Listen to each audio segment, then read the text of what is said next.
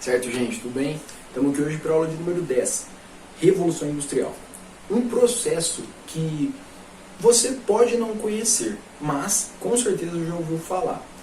E por que você já ouviu falar? Por que ele está tão presente na nossa vida? Justamente porque a profundidade com que ele altera os rumos, e métodos com que a sociedade se organizava, sobretudo o sistema comercial, é muito grande.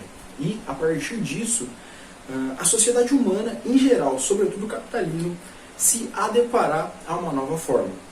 Mas é interessante a gente entender que revolução é diferente de nascimento. Afinal, aqui não estamos falando do nascimento da indústria. A indústria, ou melhor dizendo, um método de produção, já existia na sociedade humana desde a pré-história, para falar a verdade. Não a indústria nos moldes que nós conhecemos hoje, como, por exemplo, máquinas, um sistema fabril, uma produção em larga escala. Não, isso realmente é uma coisa mais moderna. No entanto, a ideia de indústria aqui que eu quero trazer para vocês é a de uma organização para a produção de determinados bens, de determinados produtos, entendem? Então vamos entender que a Revolução Industrial que vamos falar hoje, a do século XVIII, uma bem importante, que acontece na Inglaterra, primeiramente, como você está vendo aqui, ela apenas vai mudar profundamente os meios, os métodos, enfim, de produção. A partir daqui, nós veremos a introdução da máquina a vapor, certo? Mas vamos entender então, se alterou bastante o modo de produção, vamos compreender como era anteriormente. A gente tem o artesanato, que seria aquele modo de produção onde uma única pessoa é a encarregada por todas as etapas de produção de um determinado bem, de um determinado produto. Nesse sentido, a gente vê uma mesma pessoa, por exemplo, extraindo a matéria-prima, essa mesma pessoa transformando a matéria-prima e essa pessoa vendendo também, ou sei lá, trocando, como falamos de sociedades mais arcaicas. E, por exemplo, esse modo de produção, nós remetemos até mesmo à pré-história, entendem? Desde a pré-história, passando por Grécia, Roma, nós temos esse meio de produção. Na Baixa Idade Média, nós temos uma nova configuração de trabalho surgida, que é a manufatura, mão, fatura, o fazer, o fazer manual. E nesse sentido, o que seria então a manufatura? Vejam, lembram-se que nós falamos daquelas organizações de artesãos que aconteciam na Revolução Comercial, no Renascimento Comercial, que nós notamos na Baixa Idade Média. E do que se trata? Uma organização de trabalhadores num porão, numa garagem, enfim, onde cada um se especializava em uma etapa de produção do produto, certo?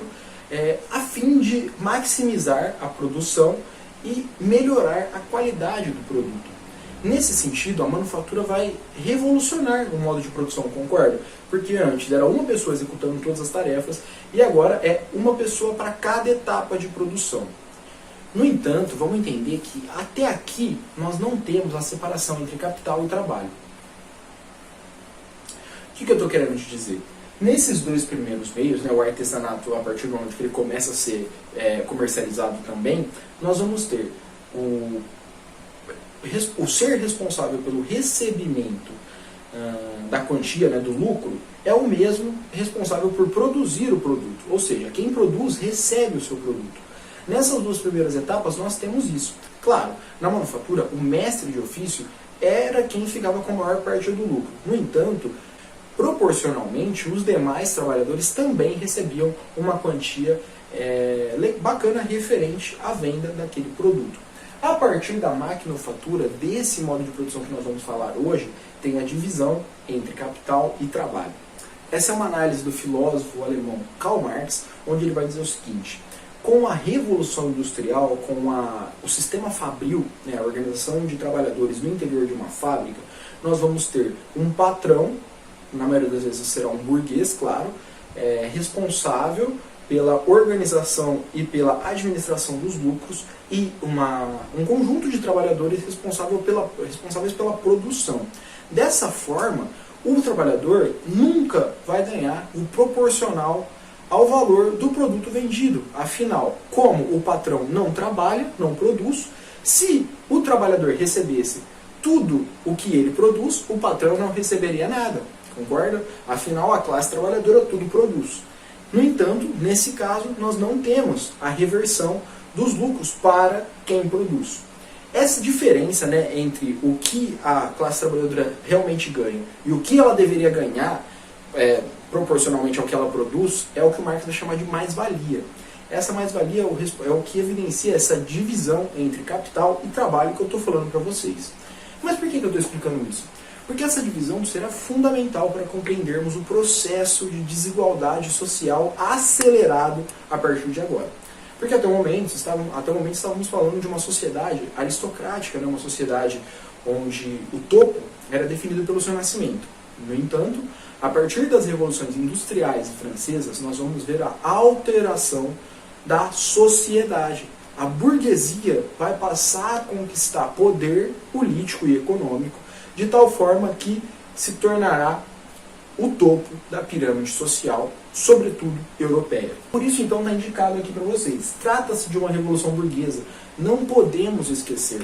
E o pioneirismo inglês está diretamente ligado a isso. Porque, vejam, o antigo regime, nos moldes que nós conhecemos, como um rei todo-poderoso, sem limite algum para governar, naquele modelo que nós estudamos na aula anterior, existiu mais predominantemente na França. Na Inglaterra ele até existiu. No entanto, a Inglaterra sempre teve uma classe de comerciantes, mas sempre não.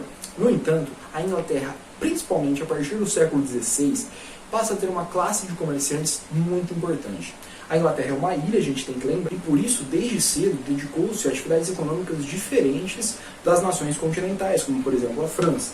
Enquanto a Inglaterra desde cedo se dedica a um comércio marítimo, a uma exploração das trocas comerciais, a França já não nutre tanto interesse por isso. A partir daí, a burguesia inglesa conquistará um poder político e econômico muito maior do que a burguesia francesa. De tal modo que a Revolução Francesa, um marco para nós, que é a queda da aristocracia e a ascensão da burguesia, acontece na Inglaterra 100 anos antes.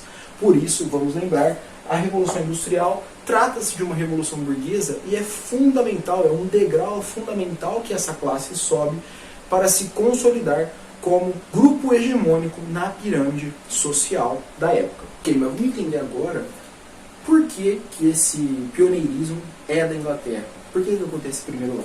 Vamos lá, gente. Alguns fatores estão grifados aqui. A gente tem os fatores mais econômicos em azul e mais sociais em laranja. Vamos lá. Acúmulo primitivo de capitais. O que seria isso? Como eu estou falando para vocês, a burguesia inglesa era muito rica. A burguesia inglesa já participava do parlamento, já tinha uma relação direta com o enriquecimento de sua nação. Afinal, as trocas comerciais eram um pilar fundamental do mercantilismo inglês. Vejam, isso é interessante para a gente analisar. Por quê? França, Portugal e Espanha são nações que tiveram suas colônias. São nações que conseguiram um grande império ultramarino.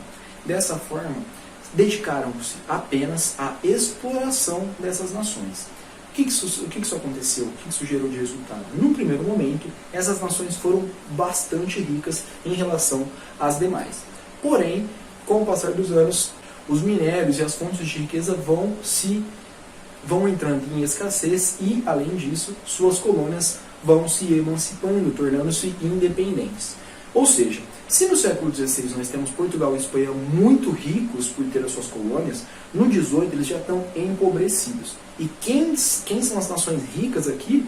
Basicamente são França e Inglaterra. A gente tem a Bélgica também, que na época chamava-se Flandres, que também muito rica, né? A Holanda, começando aqui também, muito rica. Então nós temos essas outras nações que se dedicaram mais à indústria comercial, ao mercantilismo comercial. Veja, já que eu não tenho colônia, vou me dedicar então nas trocas comerciais, fazendo o transporte e a venda de mercadorias.